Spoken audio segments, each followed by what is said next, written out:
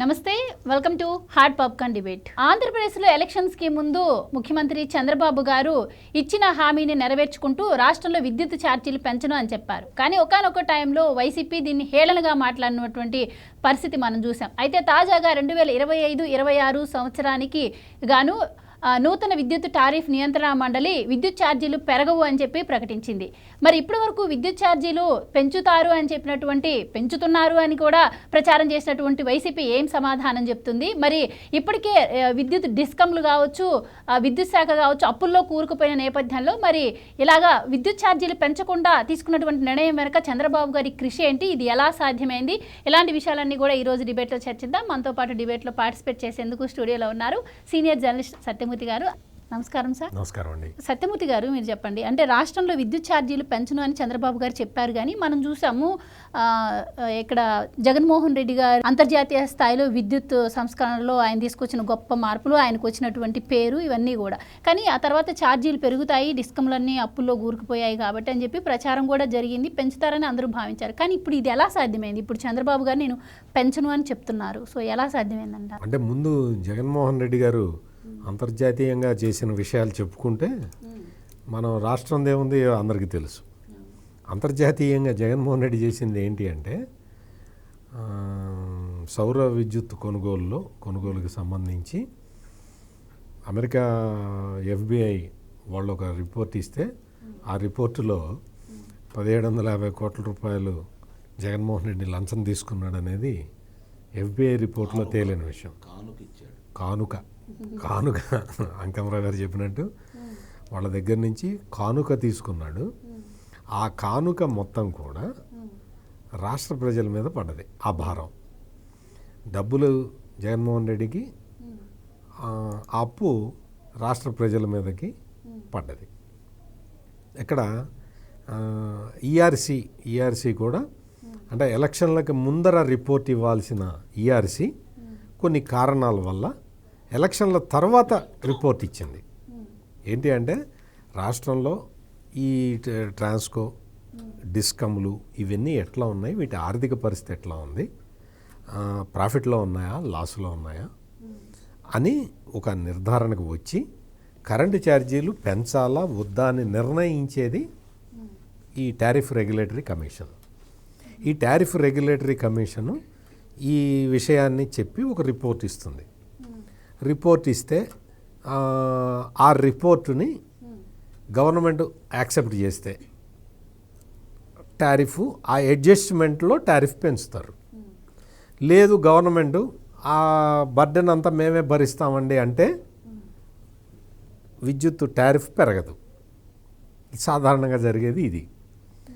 ఇక్కడ ఏం జరిగింది అంటే జగన్మోహన్ రెడ్డి ముఖ్యమంత్రిగా ఉన్నప్పుడు ఈ లంచాలు, గడ్డి ఇవన్నీ మేయటం వల్ల ప్లస్ బొగ్గు కొనుగోలు అంటే థర్మల్ విద్యుత్ ప్రొడక్షన్ కాస్ట్ విపరీతంగా పెరిగే విధంగా బొగ్గు కొనుగోలు చేయటం ఒకటి. ఇంకోటి ఏంటంటే ఈ విద్యుత్తును కూడా ప్రైవేటుగా చంద్రబాబు నాయుడు ఒక 20 సంవత్సరాలకి కుదిరిచ్చిన PPAలు అన్నీ రద్దు చేసి అంటే ఏమాత్రం దూరదృష్టి లేకుండా కొత్త PPAలు చేసుకోవటం, ఎక్కువ ధరకి ఇతర రాష్ట్రాల నుంచి విద్యుత్ కొనుగోలు చేయటం, ఇటువంటి కారణాలతోటి జగన్మోహన్ రెడ్డి రాష్ట్రంలో ఉన్న విద్యుత్ సంస్థల్ని నిండా ముంచేసిపోయాడు. జగన్మోహన్ రెడ్డికి ఏమో వ్యక్తిగతంగా ప్రాఫిట్ వచ్చింది. ఏది? విద్యుత్ కొనుగోలు. పక్క రాష్ట్రాల నుంచి విద్యుత్ కొనుగోలులో కూడా భారీ ఎత్తున కమిషన్లు వచ్చి ఉంటాయి. తర్వాత ఈ సోలార్ విద్యుత్ కొనే దగ్గర FBI చెప్పింది, అమెరికా దర్యాప్తు సంస్థ చెప్పింది జగన్మోహన్ రెడ్డి లంచం తీసుకున్నాడని. ఈ భారం అంతా కూడా ప్రజల మీద పడ్డది. ప్రజల మీద పడ్డప్పుడు ఈఆర్సీ ఒక రిపోర్ట్ ఇచ్చినప్పుడు ఆ ఈఆర్సీ రిపోర్టుని ఆమోదించక తప్పని పరిస్థితి ఉంది. అప్పటికీ కూడా 9,000 కోట్ల రూపాయల నష్టాల్లో ఉన్నాయి డిస్కమ్లు అని చెప్పినప్పుడు కూటమి ప్రభుత్వం ఏం చేసింది అంటే ఇందులో 3,000 కోట్ల రూపాయలు మేము భరిస్తాము అని చెప్పి SC STలకి, చేతి వృత్తుల వాళ్ళకి సప్లై చేసిన విద్యుత్ సంబంధించిన బకాయిలన్నీ మేము తీరుస్తామని చెప్పి 3,000 కోట్ల రూపాయలు రాష్ట్ర ప్రభుత్వం అంటే జగన్మోహన్ రెడ్డి చేసిన నిర్వాకానికి చంద్రబాబు నాయుడు ప్రభుత్వం కట్టిన పెనాల్టీ అది. మిగిలిన 6,000 కోట్ల రూపాయలకి సర్దుబాటు ఛార్జీలకి సర్దుబాటు చేసి ప్రజల దగ్గర నుంచి వసూలు చేశారు. ఇది జరిగింది. ఇది జరిగినప్పుడు జగన్మోహన్ రెడ్డి పెద్ద ప్రెస్ కాన్ఫరెన్స్ పెట్టి ఊకదంపుడు ఉపన్యాసం చెప్పాడు. అధికారంలో లేనప్పుడు ఛార్జీలు పెంచనన్నాడు, ఇప్పుడు పెంచుతున్నాడు. పెంచింది జగన్మోహన్ రెడ్డి చేసిన నిర్వాహకం వల్ల పెరిగింది ఆ రోజు టారిఫ్ పెరగటం. అప్పుడు చంద్రబాబు నాయుడు రియాక్షన్ ఏంటి అంటే, ఇది జగన్మోహన్ రెడ్డి చేసిన దరిద్రం వల్ల వచ్చింది, ఈ ఒక్కసారే ఇంకెప్పుడు పెంచము, ఇంకా అసలు టారిఫ్ పెంచే సమస్య లేదు అని చెప్పి ఆయన చెప్పాడు. చెప్పినప్పుడు జగన్మోహన్ రెడ్డి ప్రైవేట్ లిమిటెడ్ కంపెనీలో ఉన్న మెంబర్లందరూ నవ్వారు, ఎగతాళి చేశారు. ఇట్లా కాదు, అట్లా కాదు, ఇట్లా కాదు, చంద్రబాబు మళ్ళీ మాయ చేస్తున్నాడు, మోసం చేస్తున్నాడు అని మొత్తం అబద్ధాలు ప్రచారం చేసి వదిలిపెట్టారు. వైసీపీ సోషల్ మీడియా అంతా కూడా ఇదే ప్రచారం. కరెంటు ఛార్జీలు పెంచనన్నాడు, పెంచాడు. ఆయన నేను ఇంకా పెంచనరా మొర్రో అని ఆయన చెబుతున్నా కానీ ఎవడు వినలా. అంటే ఎవడు వినలేదంటే ఈ వైసీపీ వాళ్ళు అటువంటి ప్రచారం చేశారు. ఇప్పుడు తీరా చూస్తే కొత్త ఈఆర్సీ టారిఫ్ రెగ్యులేటరీ కమిషన్ వాళ్ళు రిపోర్ట్ ఇచ్చారు. ఆ రిపోర్టుని ఇంటోటో గవర్నమెంట్ యాక్సెప్ట్ చేసింది. ఒక్క పైసా కూడా విద్యుత్ ఛార్జీలు పెరగటం లేదు. ఇది ఇప్పుడు లేటెస్ట్ డెవలప్మెంటు. దీని మీద మరి జగన్మోహన్ రెడ్డి వచ్చి ఏం చెప్తాడో చూద్దాం. ఇక్కడ ఇంకొక పాయింట్ ఏంటంటే, మన ఆంధ్రప్రదేశ్ రాష్ట్రం విడిపోయిన తర్వాత రెసిడ్యువల్ స్టేట్ అంటే ఇప్పుడు ప్రస్తుతం ఉన్న ఆంధ్రప్రదేశ్ కరెంటు సమస్యలు చాలా ఎదుర్కొన్నది.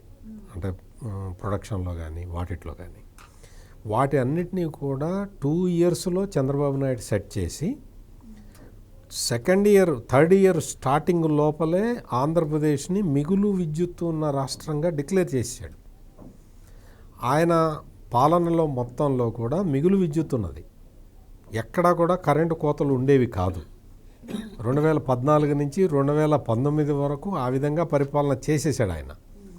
2019లో జగన్మోహన్ రెడ్డి రాగానే వచ్చిన దగ్గర నుంచి కరెంటు లేక పరిశ్రమలు మూతపడ్డాయి, ఇండస్ట్రియల్ హాలిడే ఇచ్చారు, రైతులకి విద్యుత్తు సరైన సమయంలో అందక క్రాప్ హాలిడే ఇచ్చారు, ఆక్వా రైతులకు కూడా కరెంటు సప్లై కరెక్ట్గా లేకపోవటం వల్ల ఆక్వా రంగం కూడా మొత్తం వెనకబడిపోయింది. అంటే విద్యుత్తు రంగాన్ని జగన్మోహన్ రెడ్డి తన స్వలాభం కోసం వాడుకున్నాడు తప్ప అసలు ప్రజల అవసరాలేంటి, ఈ అవసరాలను ఎట్లా తీరుద్దాం అని చెప్పి అనుకోలేదు. అందుకోసమే 9 సార్లు విద్యుత్ ఛార్జీలు పెంచాడు. 9 సార్లు విద్యుత్ ఛార్జీలు పెంచటం అనేది అదొక పెద్ద క్రైమ్ ప్రస్తుత పరిస్థితుల్లో. ఇది ఎందుకు నేరం అంటే, మొత్తం డిస్కమ్లు ఉంటాయి, ట్రాన్స్కో ఉంటుంది, జెన్కో ఉంటుంది, వీటన్నిటిలో కూడా ఎఫిషియంట్ పీపుల్ని పెట్టి వాటిని మొత్తం ట్రాన్స్మిషను డిస్ట్రిబ్యూషను లాసులు లేకుండా చేసుకుంటూ, ఇంకొక వైపు గ్రీన్ ఎనర్జీ వైపు వెళ్తూ ఇట్లా రకరకాలుగా కాస్ట్ ఎఫెక్టివ్నెస్ తెచ్చుకోవాలి. అంటే ఉత్పత్తి ధర ఏదైతే ఉందో దాన్ని తగ్గించుకుంటూ పోవాలి. దానికి చాలా తెలివితేటలు కావాలి. జగన్మోహన్ రెడ్డికి కూడా పవర్ సంస్థలు చాలా ఉన్నాయి, పవర్ జనరేషన్ ప్లాంట్లు ఉన్నాయి ఈ జగన్మోహన్ రెడ్డికి. వాటికి లాసులు రావట్లా, వాటికి మొత్తం ప్రాఫిట్ వస్తుంది. కానీ రాష్ట్రానికి సంబంధించిన విద్యుత్ శాఖ మాత్రం మొత్తం లాసుల్లోనే ఉంటుంది. ఎట్లా ఉంటుంది జగన్మోహన్ రెడ్డి, ఒక్కసారి చెప్పవా నాకు? నీ సంస్థలు అయితే లాభంలో ఉంటాయా? ఇప్పుడు చెప్పండి, జగన్మోహన్ రెడ్డి తిరిగెళ్ళాడా, చంద్రబాబు నాయుడు గారు తిరిగెళ్ళాడా? జగన్మోహన్ రెడ్డి చాలా తెలియగలడు. సొంతగా దోచుకోవటంలో అతన్ని మించిన వాడు ఇంకొకడు లేడు, అందులో ఎటువంటి డౌటు లేదు అంకమరావు గారు.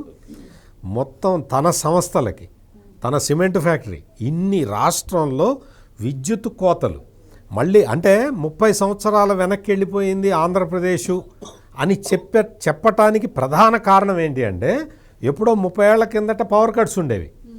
అటువంటి పవర్ కట్ని మళ్ళీ తీసుకొచ్చాడు ఈ జగన్మోహన్ రెడ్డి ఆంధ్రప్రదేశ్లో. అందుకనే రాష్ట్రం 30 సంవత్సరాల వెనక్కి వెళ్ళిందని చెప్పేది. ఇంత పవర్ కట్ ఉంది కదా, భారతీయ సిమెంట్కి ప్రాఫిట్ ఉంది, పవర్ జనరేషన్ కంపెనీలు ప్రాఫిట్లో ఉన్నాయి, జగన్మోహన్ రెడ్డికి సంబంధించిన అన్ని కంపెనీలు ప్రాఫిట్లో ఉన్నాయి. ఒక్క ఆంధ్రప్రదేశ్కి సంబంధించిన ట్రాన్స్కో, జెన్కో ఇవి మాత్రం నష్టాల్లో ఉన్నాయి. జగన్మోహన్ రెడ్డి, ఇదా నువ్వు చేసిన పని? ఈ రోజున రాగానే కరెక్ట్గా 6 నెలల్లో టార్గెట్ పెట్టుకొని మొత్తం అన్నీ ఒక్కొక్కటి సెట్ చేసుకుంటూ వచ్చేస్తున్నాడు. ఇప్పుడు టారిఫ్ పెంచను అని చెప్పి ఆ మాటకు కట్టుబడి చంద్రబాబు నాయుడు టారిఫ్ ఒక్క పైసా కూడా పెంచలే. ఇది ఇప్పుడు ఆంధ్రప్రదేశ్లో జరుగుతున్నది. ఇంకా రాబోయే రోజుల్లో జరగబోతున్నది ఏంటి అంటే మొత్తం ఆంధ్రప్రదేశ్ మొత్తం గ్రీన్ ఎనర్జీ వైపు వెళ్ళబోతూ ఉన్నది. గ్రీన్ ఎనర్జీ అంటే జగన్మోహన్ రెడ్డికి అర్థం కాదు కాబట్టి దాన్ని కూడా వివరించి చెప్తా. గ్రీన్ ఎనర్జీ అంటే విండ్ పవరు, సోలార్ పవరు. అంటే సూర్యకాంతి ఫ్రీగా వచ్చేది. సూర్యకాంతి నుంచి సూర్యఘర్ పథకం, ప్రైమ్ మినిస్టర్ సూర్యఘర్ పథకాన్ని వాడుకొని ఎవరి ఇంటి మీద వాళ్లే కరెంటు జనరేట్ చేసుకోవచ్చు. పిఎం కుసుమ్ ప్రోగ్రామ్ అని ఇంకోటి ఉంది. సబ్స్టేషన్ల దగ్గర ఖాళీ ప్రాంతాల్లో కరెంటు జనరేట్ చేసి, ప్యానల్స్ పెట్టి కరెంటు జనరేట్ చేసి సౌరశక్తి ప్లస్ దాన్నంతా కూడా అగ్రికల్చర్ పంపు సెట్లకి ఫ్రీగా ఇచ్చేస్తారు. పిఎం కుసుమ్ ప్రోగ్రాం అది. ఆ పిఎం కుసుమ్ ప్రోగ్రాము సూర్యఘర్ ప్రోగ్రాముని భారీ ఎత్తున తీసుకుపోతున్నారు. ఈ సంవత్సరం మొత్తం నాదదే ప్రయారిటీ అని చంద్రబాబు నాయుడు డిక్లేర్ చేశాడు. ఈ గ్రీన్ ఎనర్జీ అంతేకాకుండా సోలార్ ప్యానల్స్ కూడా ఆంధ్రప్రదేశ్లో తయారు చేసుకునే విధంగా ఇప్పుడు కొత్త ఇండస్ట్రియల్ కారిడార్స్లో ప్రొవిజన్స్ పెట్టుకుంటూ ఉన్నారు. అవన్నీ రెడీ అయిపోతే మొత్తం సూర్యఘర్, పిఎం కుసుమ్ ఈ ప్రోగ్రాములే కాకుండా గ్రీన్ ఎనర్జీలో మనం అద్భుతమైన ప్రగతి సాధించబోతున్నాం. ఇవన్నీ సాధించిన తర్వాత ఎవరి కరెంటు వాళ్లే ఉత్పత్తి చేసుకోవచ్చు. అదే చంద్రబాబు నాయుడు చెప్తున్నది. ఇంత long term plan Chandrababu Naidu దగ్గర ఉంటుంది. జగన్మోహన్ రెడ్డి దగ్గర ఏముంటుందంటే ఆయన సిమెంట్ కంపెనీలు మాత్రమే లాభంలో ఉండే ప్లాను జగన్మోహన్ రెడ్డి దగ్గర ఉంటుంది. Right sir, thank you so much sir.